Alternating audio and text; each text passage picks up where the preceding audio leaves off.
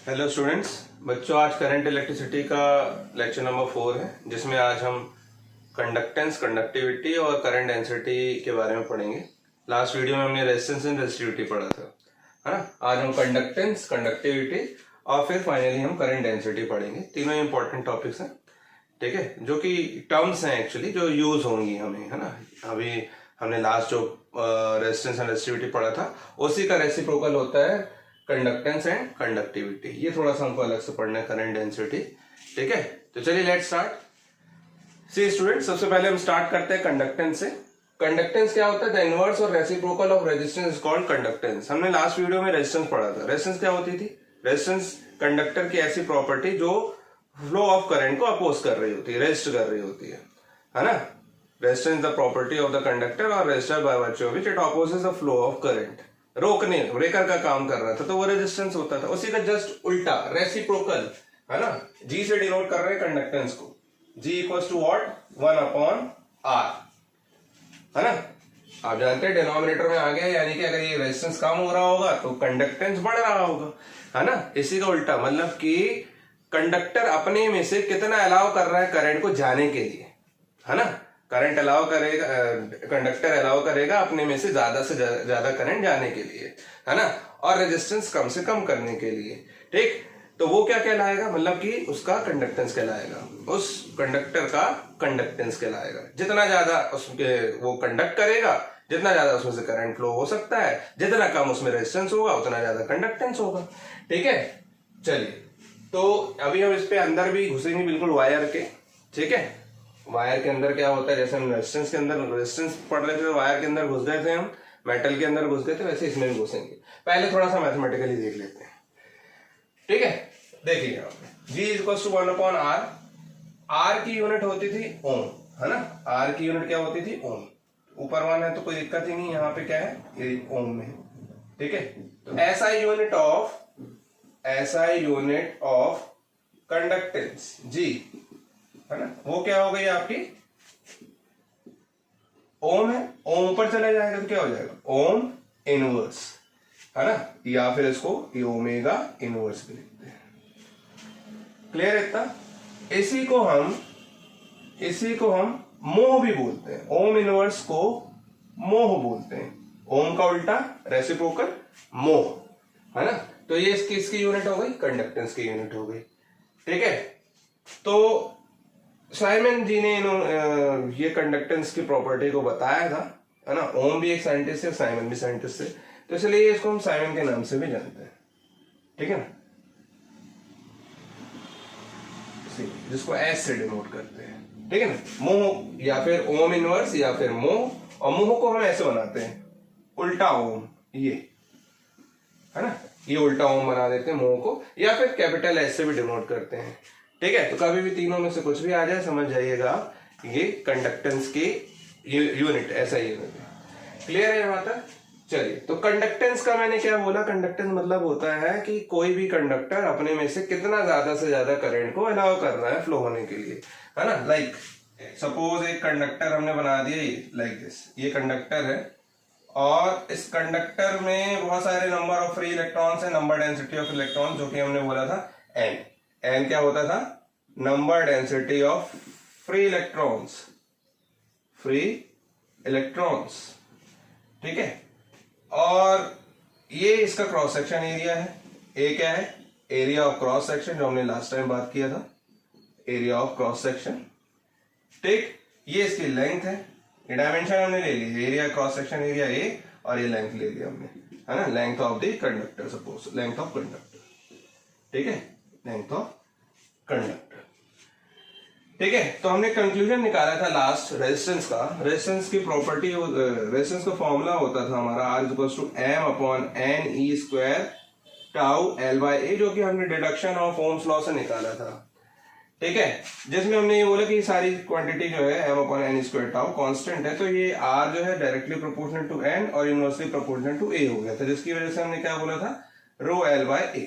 रो resistivity होती थी, है ना, जो कि किसी मटेरियल की होती है, ठीक है। रो क्या होती है? रेजिस्टिविटी, जो मटेरियल की प्रॉपर्टी है, और रेजिस्टेंस किसी डिवाइस, किसी ऑब्जेक्ट की प्रॉपर्टी होती है ना, या बॉडी की प्रॉपर्टी होती है। तो आर किन किन बातों पे डिपेंड करता था, लेंथ पे, एरिया पे कंडक्टर के, और उस कौन सा मटेरियल यूज किया है उस पे डिपेंड करता था, और एक चौथा भी हमने पढ़ा था टेम्परेचर पे डिपेंड करता है ना। तो फिर हम यहां से, अगर यहां से हम थोड़ा सा देखें तो m upon N square tau से, तो यहां से आपको एक चीज समझ में आ रही होगी कि n क्या है, number density of electron. Number density of electron का मतलब ये होता है कि जब हमने, अगर सपोज इसका क्रॉस सेक्शन एरिया ये ले लिया है ना, अब इसमें से ज्यादा इलेक्ट्रॉन क्रॉस कर रहे हैं, तो ज्यादा से ज्यादा इलेक्ट्रॉन्स क्रॉस करेंगे तो आपको यहां से समझ में आ रहा होगा रेजिस्टेंस उतना कम होगा, एन ज्यादा आर कम। अब ज्यादा से ज्यादा इलेक्ट्रॉन क्रॉस करेंगे मतलब कि इससे होके ज्यादा से ज्यादा करंट पास हो रहा है इस क्रॉस सेक्शन से, अब ना, अब हर क्रॉस सेक्शन से ज्यादा इलेक्ट्रॉन क्रॉस करेंगे तो हर क्रॉस सेक्शन से आपका करंट ज्यादा से ज्यादा होगा, ठीक है। तो करंट ज्यादा होगा मतलब क्या, कंडक्टेंस ज्यादा होगा। क्यों? क्योंकि एन ज्यादा है, रेजिस्टेंस कम है, और रेजिस्टेंस कम है तो कंडक्टेंस ज्यादा है। बात समझ में आ रही है? तो कंडक्टेंस जस्ट रेसिप्रोकल होता है रेजिस्टेंस का, इन फैक्टर्स पे डिपेंड करता है। हम इलेक्ट्रॉन की बात करते हैं तो चार्ज तो वही है, मास वही है, रिलैक्सेशन टाइम जो होता है वो एवरेज रिलैक्सेशन टाइम है।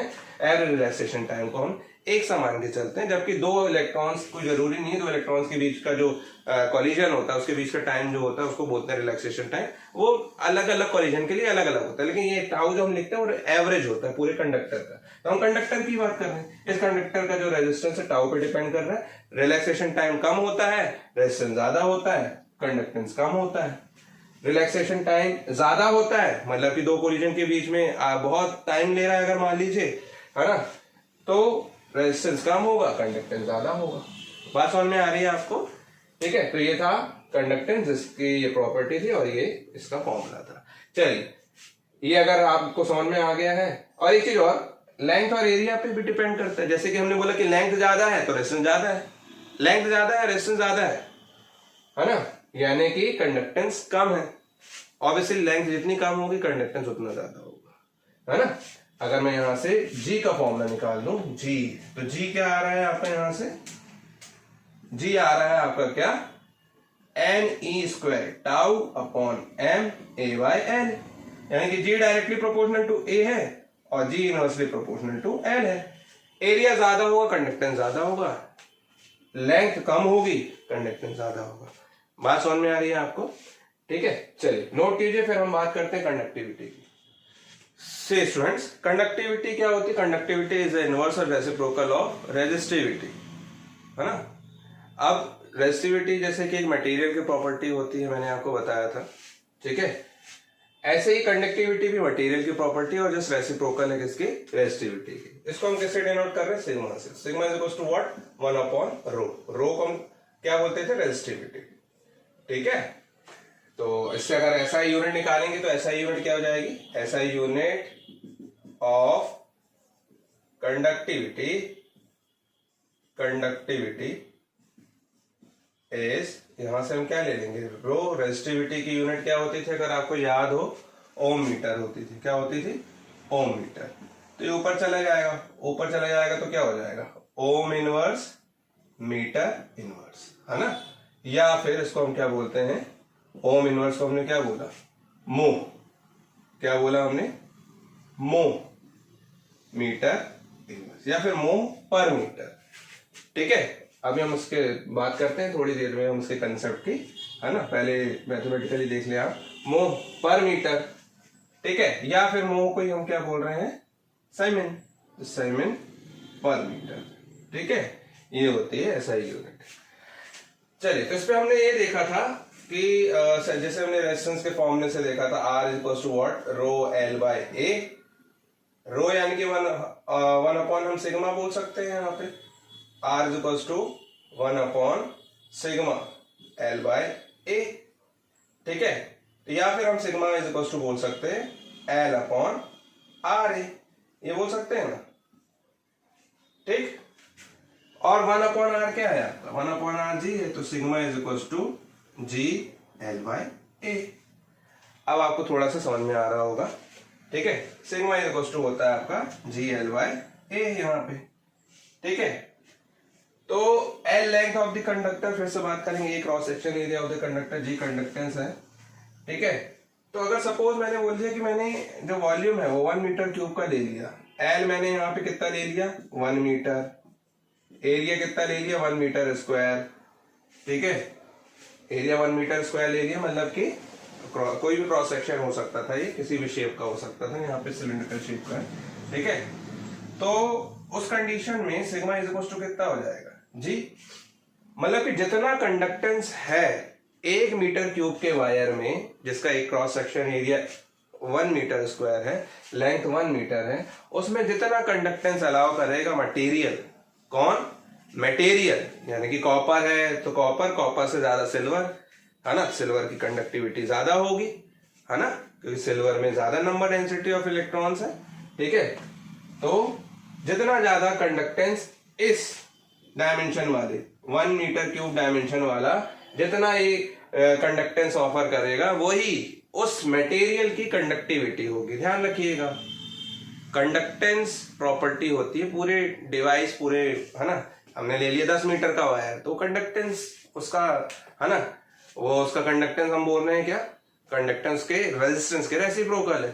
कंडक्टिविटी क्या होगी उस मटेरियल में, हमने सपोज मैंने बोला 10 मीटर के वायर में, 1 मीटर वायर में जितना कंडक्टेंस है वही उस मटेरियल की कंडक्टिविटी कहलाएगी, ठीक है। Sigma is equal to what, g, ठीक है। चलिए अब कंडक्टिविटी से एक चीज और आती है सामने, कंडक्टिविटी है ना। अब कंडक्टिविटी सबसे पहले तो डज नॉट डिपेंड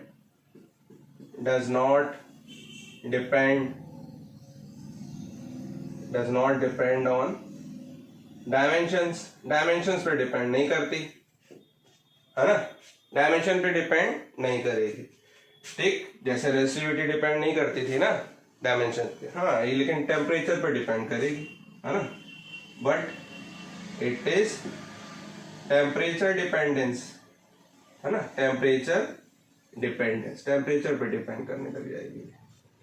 क्लियर है यहाँ पे। चलिए अब इस पे हम बात करते हैं कि तो 1/रो, रो अगर हम उस फॉर्मूले से देखें तो रो होता था आपका क्या, m/ne² टाउ, ये रो होता था रेजिस्टिविटी किसी मटेरियल की है ना। तो सिग्मा क्या हो जाएगा जैसे इसका उल्टा, ne² टाउ बाय m, ठीक है। तो ये हो गया आपका फॉर्मूले, देखिए कितने सारे बन रहे हैं आपके, ये वाला बन रहा है अगर लेंथ और एरिया के टर्म में लोगे, और माइक्रोस्कोपिक लोगे अगर, है ना, माइक्रोस्कोपिक, तो ये माइक्रोस्कोपिक ही हो जाता है, ये रेसिस्टिविटी का माइक्रोस्कोपिक है, ठीक है।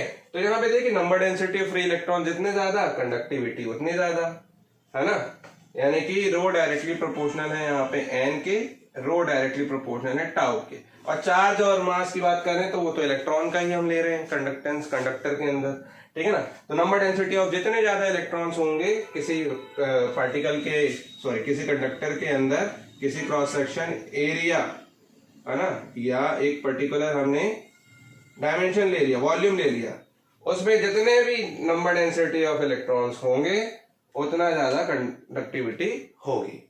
रिलैक्सेशन टाइम जितना ज्यादा होगा, कंडक्टिविटी उस मटेरियल की उतनी ज्यादा होगी। तो क्लियर हो गया आपको कंडक्टिविटी, ठीक है। चलिए अब हम बात करते हैं किसकी, करंट डेंसिटी की। नोट कीजिए जल्दी से इसको। से स्टूडेंट्स अब बात करते हैं करंट डेंसिटी की। अब करंट डेंसिटी स्टार्ट कर रहे हैं, उससे पहले आप देखें यहाँ पे मैंने लिखा हुआ है point, current density at a point. तो हम किसी पॉइंट की बात करते हैं सबसे पहले, तो उस पे हम करंट डेंसिटी देखेंगे। पूरे कंडक्टर की तो होती ही है, लेकिन जब भी जैसे ही वर्ड याद आता है आपको, जो सामने आता है आपके डेंसिटी, तो आपके दिमाग में सबसे पहले वॉल्यूम आ जाता होगा, है ना। एक्चुअली डेंसिटी की जो डेफिनेशन है वो अलग अलग जगह अलग अलग हो जाती है, ठीक है। जैसे कि मैंने बोले कि ये एक प्लेन है ना, एक प्लेट है आपके पास, है ना, या फिर कोई शीट है ना, हमने गॉस थ्योरम वाले चैप्टर में पढ़ा हुआ है। और ये कैसी है, चार्ज शीट है। तो चार्ज शीट है तो मैं इसमें वॉल्यूम तो ले ही नहीं सकता, क्योंकि ये तो एरिया ही बताएगा, 2 डायमेंशन है, सरफेस एरिया बताएगा, है ना। तो सरफेस एरिया पे कितना चार्ज है वही इसकी चार्ज डेंसिटी होती थी। बात समझ में आ रही है आपको, सरफेस चार्ज डेंसिटी याद आ रहा होगा आपको, Q/A लेते थे हम, वहां पे एरिया लेते थे, है ना। तो डिपेंड करता है कि आप चार्ज डेंसिटी कहाँ ले रहे हैं, है ना। लाइन में ले रहे हैं तो line charge density, line density, है ना। एरिया में ले रहे हैं तो एरिया डेंसिटी, ठीक। वॉल्यूम में ले रहे हैं तो वॉल्यूम डेंसिटी।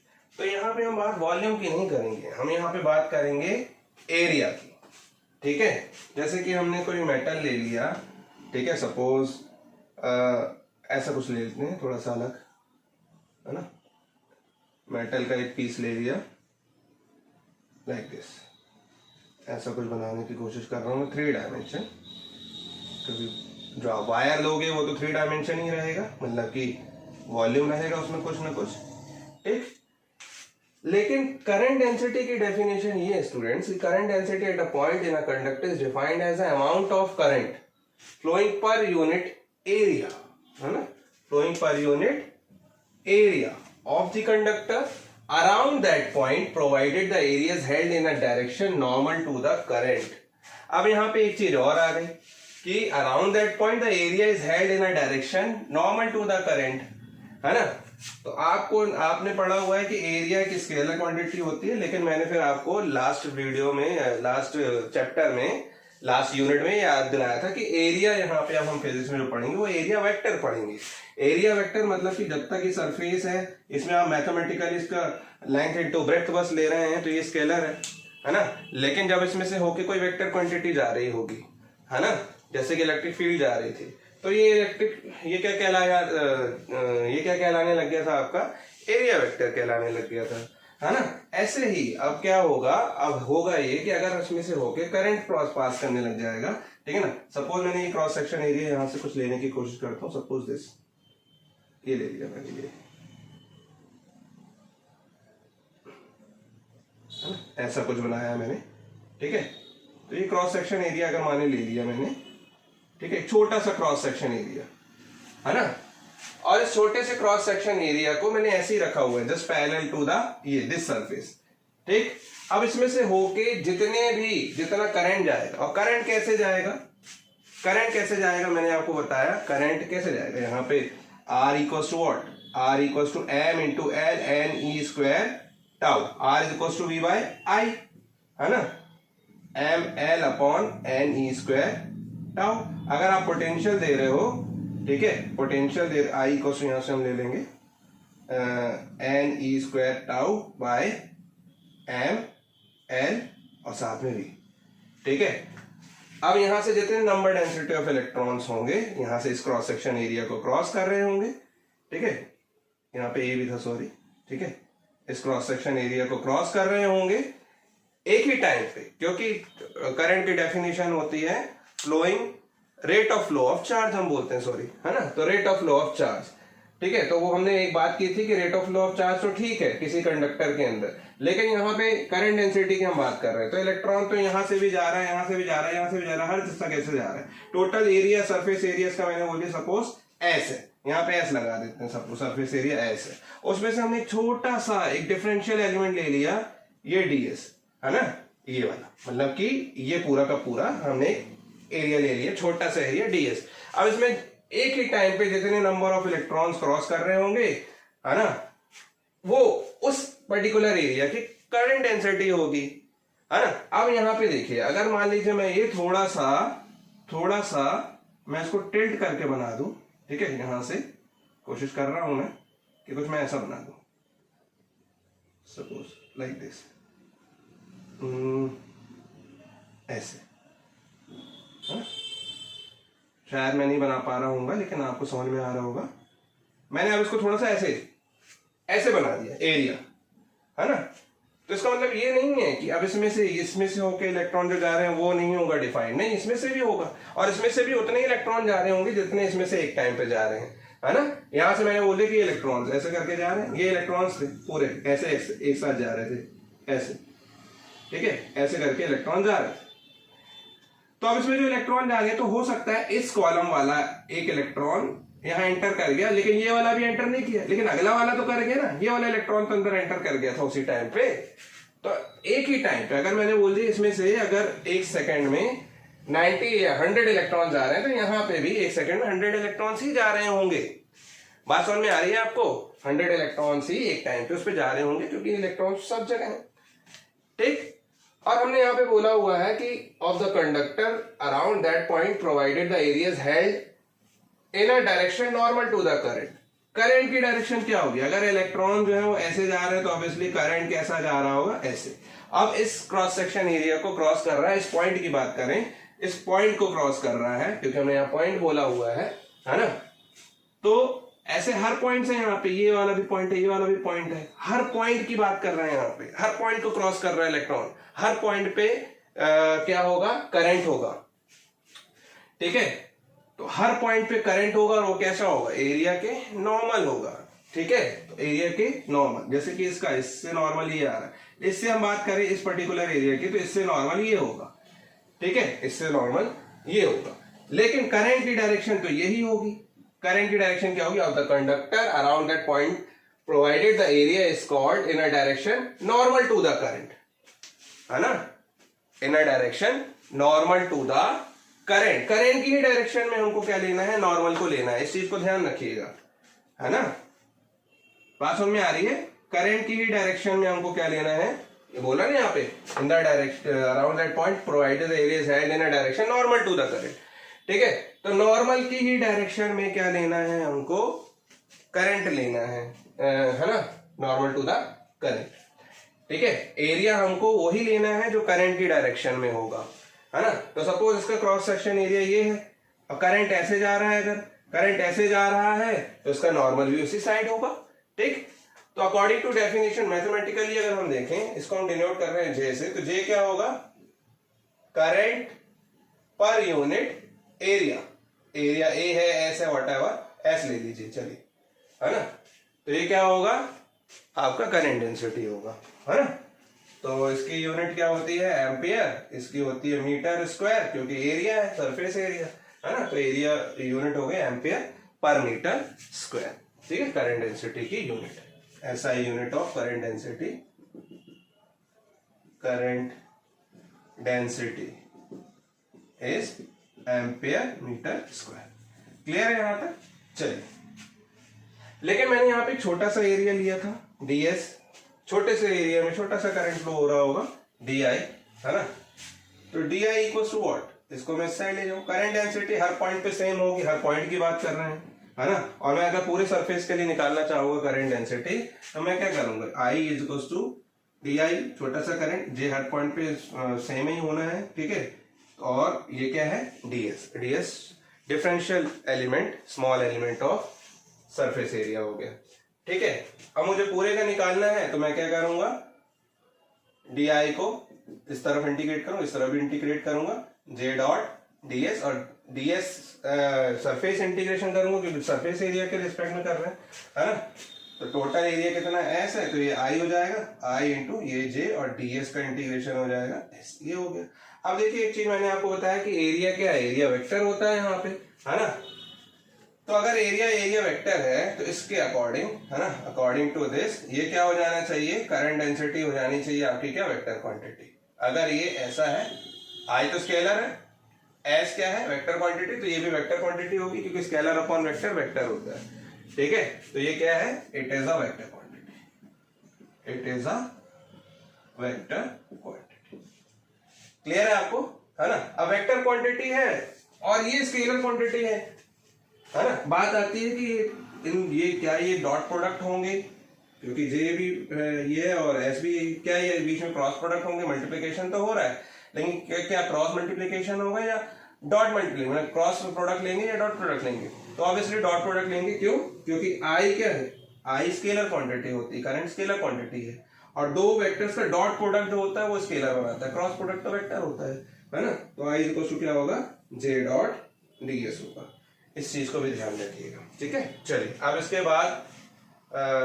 बाद हम डायमेंशनल फॉर्मूला है, तो इसका कोई डायमेंशन फॉर्मूला आप निकाल सकते हैं। जैसे कि आई की अगर हम बात करें, आई क्या होता है? डायमेंशनल फॉर्मूले की बात कर रहे हैं, है ना, डायमेंशनल फॉर्मूला। तो ये हो जाएगा आपका एम्पियर, ये मीटर स्क्वायर है, तो एरिया एक एम्पियर, तो ठीक है, नीचे एरिया है, एरिया को हम किससे लेते हैं? लेंथ में लेते हैं, तो लेंथ का स्क्वायर। ठीक है, ये जे की हम बात कर रहे हैं यहाँ पे, तो कितना हो जाएगा वो?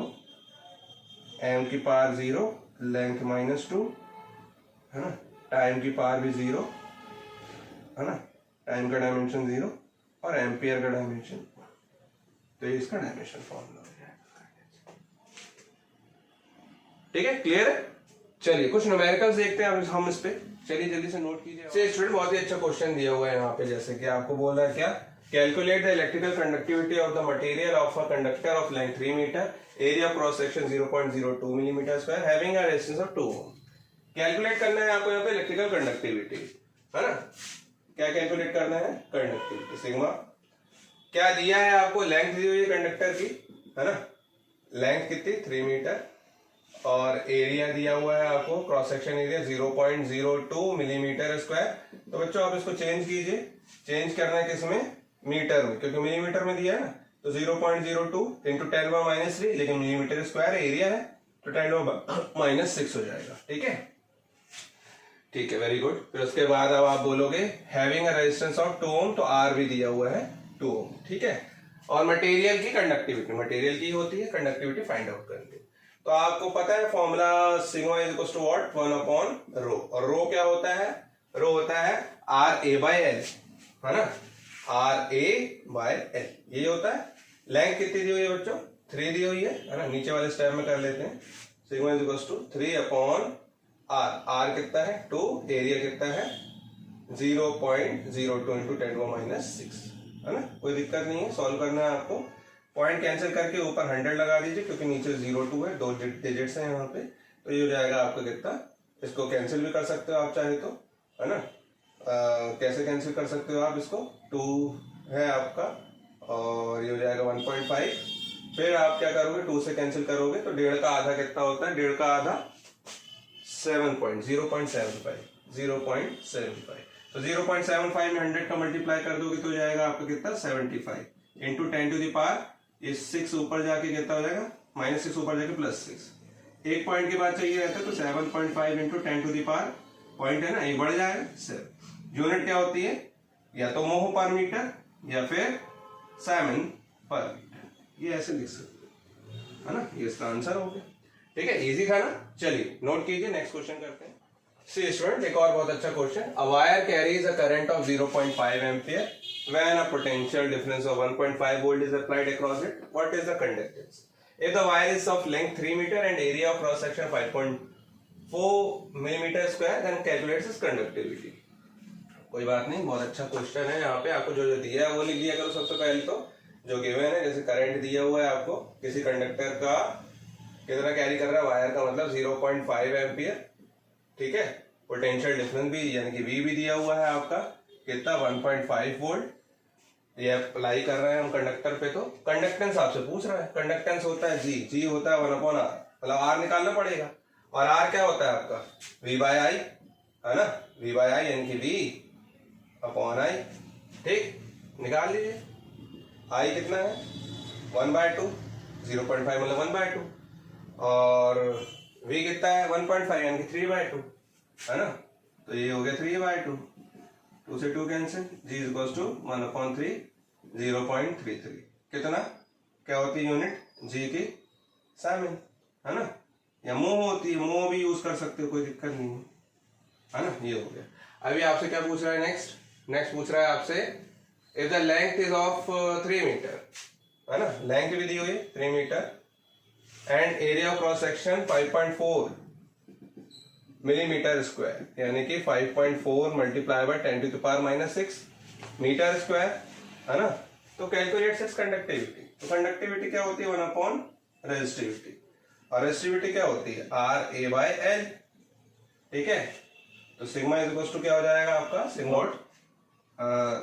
L यानी कि 3R कितना था आपका, R था आपका गिवन था ना, R, अच्छा R नहीं था गिवन, हाँ, तो 1/3 से हम रिलेट कर सकते हैं, तो ये 3 हो गया आपका, है ना। 1/R है ना, G इज 1/3 आया, यानी कि क्या 1/R से रिलेट करोगे तो 3 हो गया। ठीक है, और मल्टीप्लाई बाय कितना A कितना है आपका 5.4 multiply by 10 to the power -6। ठीक है, सॉल्व करना है आपको, पॉइंट हटाइए, यहाँ 10 लगाइए, 3 से 3 कैंसिल हो जाएगा, है ना। और भी हम सॉल्व कर सकते हैं। ठीक, यहाँ पे सपोज 10 टू दी 10 का मल्टीप्लाई कर दो, डिवाइड भी कर दो, तो कितना हो जाएगा, सिग्मा इज इक्वल टू ऐसा कर लिया कीजिए 100/54, है ना, 100/54, 10 टू -6 और ये ऊपर जाके 10 टू द पावर -5, ऊपर जाके +5, 10 टू द पावर 5 है ना। इसको सॉल्व करना है आपको, तो सॉल्व करेंगे तो ये हो जाएगा आपका 2 2 जा 4 और 2 7 जा 14, ये 250, ठीक है। सिग्मा इक्वल्स टू 27 1 जा 27 है ना, फिर 27 और यहाँ पे 50 करोगे अगर मान लीजिए तो 27 1 जा 27, बचेगा कितना 23 है ना। पॉइंट लगाओगे, एक यहाँ 0 बढ़ा दोगे, ठीक है। फिर 27 8 जा करके देखना कितना हो जाएगा, 7 8 7 जा 50, 8 7 जा 56, ठीक है। 8 2 जा 16, 16 और 5 21, 216, ठीक है ना। तो ये 8 जा हो गया और ये हो जाएगा आपका 40 है ना। एक आध और ले लो, ठीक है। 27 को 20 5 टाइम्स करके देखते हैं। 27 5 7 जा 35, 5 2 जा 10 और 3 30, ठीक है। तो ये 1.85 है। तो 1.85 multiply by 10 to the 5, sigma unit क्या होती है, साइमन पर मीटर, ठीक है, या मोह पर मीटर, ठीक। ये इसके आंसर हो गया, ये बहुत इजी था। चलिए नेक्स्ट क्वेश्चन करते हैं, इसको नोट कीजिए। सी स्टूडेंट, यहाँ पे बहुत अच्छा क्वेश्चन दिया हुआ है, ये लास्ट क्वेश्चन है। An aluminium wire of diameter 2.5 mm is connected in series with a copper wire of diameter 1.6 mm. Current of 2 ampere is passed through them. Find current density in aluminium wire. Second, drift velocity of free electrons in copper wire. ठीक है, जो जो given है हम वो देख लेते हैं। सबसे पहले तो आपको बोल रहा है कि दो अलग अलग मटेरियल हैं, एक एल्यूमिनियम वायर, एक कॉपर वायर, जो अलग अलग एरिया के हैं, है ना, अलग अलग डायमीटर के हैं, वो एक साथ सीरीज में कनेक्टेड है ना। सपोज ये कॉपर वायर है और एक इसके साथ, सॉरी, एल्यूमिनियम वायर है और ये कॉपर वायर है ना, जिसका डायमीटर कम दिया हुआ है, ठीक है। इसका डायमीटर सपोज दिया हुआ है D1 ले लेते हैं अपन, कितना 2.5 mm, और इसका डायमीटर ले ले रहे हैं हम कितना D2, कितना 1.6 mm। दोनों सीरीज में कनेक्ट है, सीरीज में कनेक्ट है तो करंट बच्चों सेम होगी। करंट कितनी दी हुई है, 2 एम्पियर है ना। करंट 2 एम्पियर दोनों में एक सी फ्लो हो रही होगी, है ना, बैटरी वैटरी लगी होगी इसमें, ठीक है।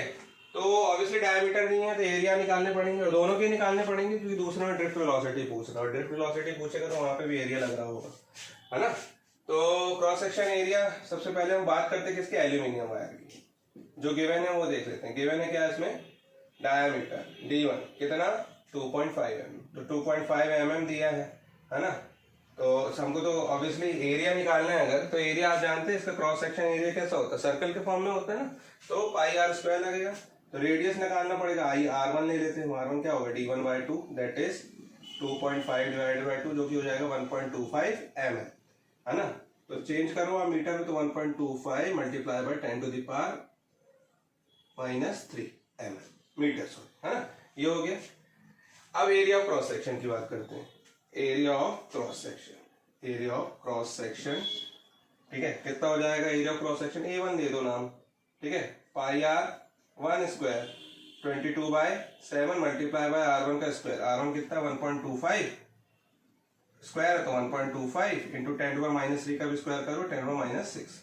सॉल्व करोगे जब आप इसको, है ना, तो जो भी आएगा हमको तो करंट डेंसिटी निकालना है ना, तो हम वहीं पे सॉल्व करेंगे।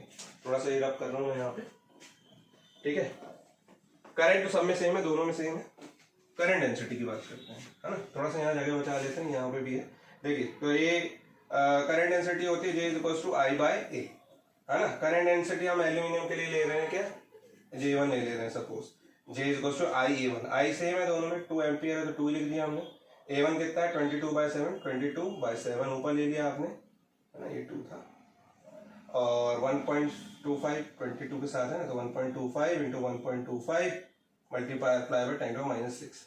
कैंसिल कर रहे हो तो कैंसिल कर दो, पॉइंट हटाओगे यहाँ पे क्या लग जाएगा 100, और एक और पॉइंट हटाओगे तो एक और 100, ठीक है। सॉल्व कीजिए यहाँ पे, तो J1 आ जाएगा आपका, सॉल्व करने पे ये हो जाएगा आपका कितना 125, और सॉल्व करेंगे इसको तो कितना हो जाएगा आपका, इसको भी सॉल्व कीजिए। 5 4 जा 25 4 जा 100 और 25 5 जा 125, ऐसे 4 और ये 5, तो 4 4 जा 16 मल्टीप्लाई बाय 7 करोगे, 16 मल्टीप्लाई बाय 7, 7 6 जा 42, 7 जा 7 और 4 11, 112 हो गया यहाँ पे, ठीक है। और यहाँ पे 55 5 5 25 इंटू 11 करोगे, 25 इंटू 11 तो ये हो जाएगा आपका 25, और ये भी हो जाएगा 155 12, है ना, 25, 275 हो जाएगा, ठीक है 275, तो ये हो जाएगा 275 और ये 10 टू द माइनस 6 ऊपर जाके प्लस 10 टू द 6 हो जाएगा, है ना, प्लस 10 टू द पावर 6। तो ऐसा करो इसमें से एक ले लो कि डिनोमिनेटर छोटा है ना, बड़ा होना चाहिए, तो इसको 1120 कर दो ताकि यहाँ 10 टू द 5 हो जाएगा और 275, इसको फिर सॉल्व करो तो 5 5 25, 5 5 25, 5 2 जा 10 और कितना बचा 5 2 जा 10, है ना, 5 2 जा 10 12, 5 2 जा 10, 5 4 जा 20, है ना, तो ये 225 टाइम्स हो गया। अब सॉल्व कर दो 225 बाय 55 को, है ना, 224 सॉरी, तो 55 4 जा करोगे, है ना, तो 220 आ रहा है आई थिंक, है ना, क्योंकि 54 जा 200 और 5 4 जा 20, 220 तो 4 आ रहा है यहाँ पे, है ना। पॉइंट लगाओ, एक बढ़ाओ, कम पड़ रहा है तो एक और जीरो लगाओ, यहाँ पे कर दो 5 8 जा 40 ज्यादा हो जाएगा, है ना, क्योंकि 55 है तो 55 में 7 का मल्टीप्लाई कर हो जाएगा, तो 7 5 जा 35, 7 5 जा 35 और हाँ ठीक है, तो यहाँ 4.03 चाहिए, बहुत है ना, अच्छा 4.07 चाहिए, है ना, तो ये हो जाएगा आपका 4.07 multiply by 10 to the power 5। Current density की unit ampere per metre square, ठीक है। ये एल्यूमिनियम वायर की बात कर रहे थे, करंट डेंसिटी भी आ गई, उसका क्रॉस सेक्शन एरिया भी निकाल लिया, ठीक है। अब बात करते हैं कॉपर वायर की।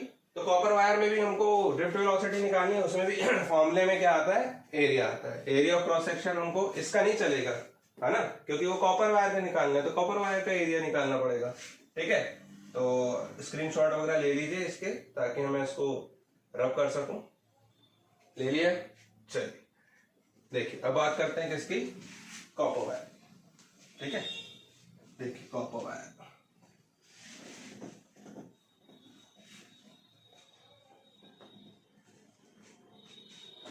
देखिए फॉर कॉपर वायर, है ना, आपको क्या गिवन है, गिवन है आपको डायमीटर D2 कितना 1.6 mm, मेरे को तो R2 चाहिए रेडियस जो कि D2/2 होगी, तो कितना हो जाएगा 1.6 डिवाइडेड बाय 2 जो कि कितना हो गया, ये हो जाएगा 0.8, है ना, तो 0.8 mm है ये आपका, मुझे तो किस में चाहिए, मीटर में चाहिए, तो 10 टू द -3 मीटर हो गया है आपका।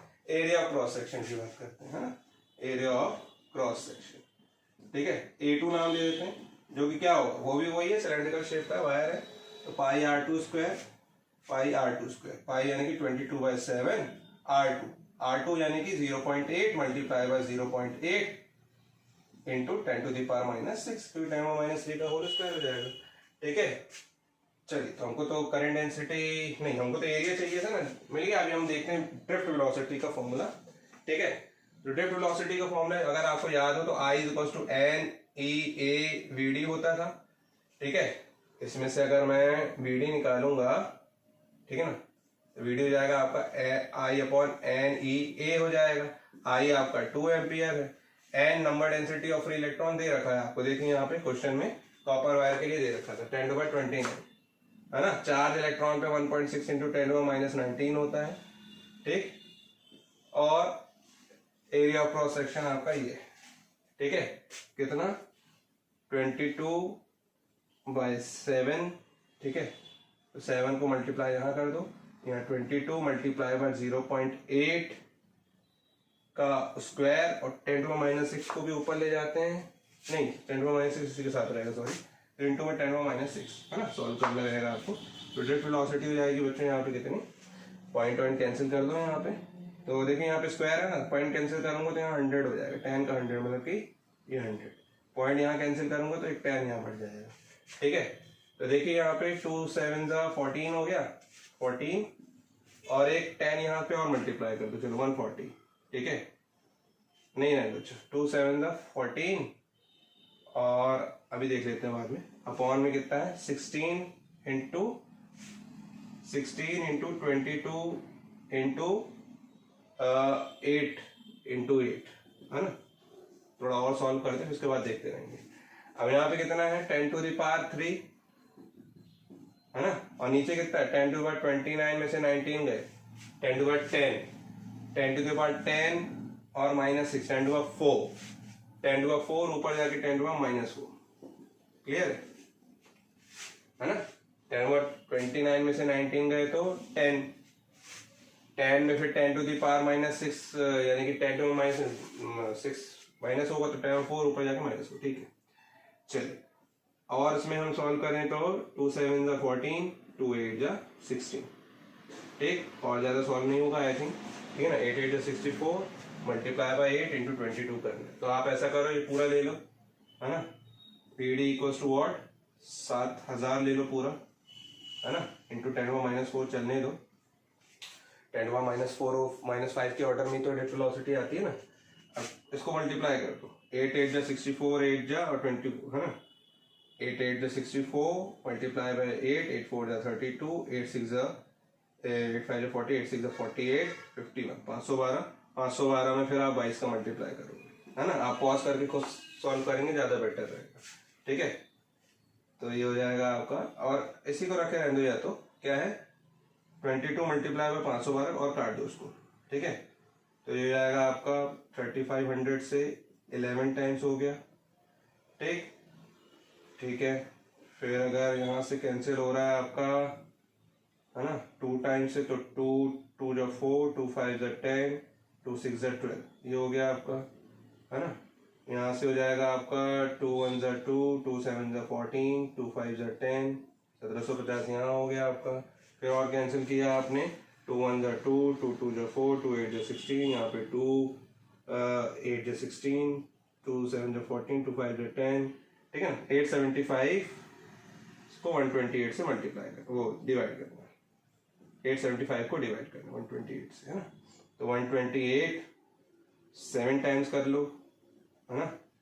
128 7 टाइम्स, 7 8 जा 56, 7 2 जा 14, 7 2 जा 14 एंड 5 19, 7 जा 7 और ये 8 96, ज्यादा हो गया। 128 6 जा कर दो, 6 8 जा 48, है ना, 6 8 जा 48, 6 2 जा 12 और 4 16, 6 1 जा 6 और 7, है ना। ये ज्यादा आई थिंक,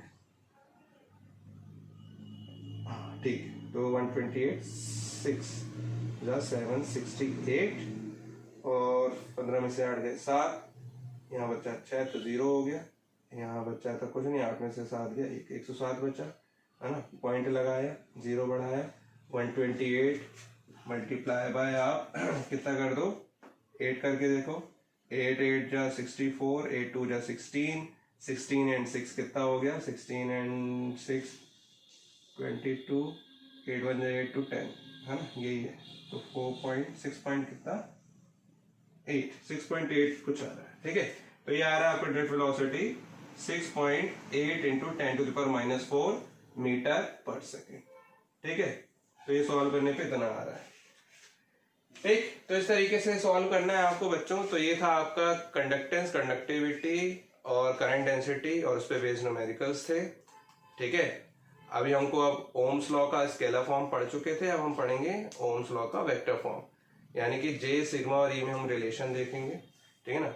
उसके कुछ कंसेप्ट देखेंगे नेक्स्ट वीडियो में। तब तक प्रैक्टिस करते रहिए, पढ़ते रहिए। आज के लिए इतना ही, थैंक यू।